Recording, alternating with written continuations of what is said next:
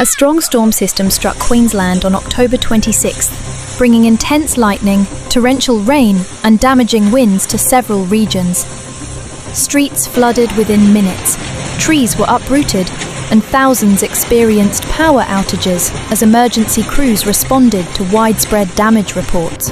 Authorities have urged residents to stay indoors and avoid flooded roads, as more unstable weather is expected through the night.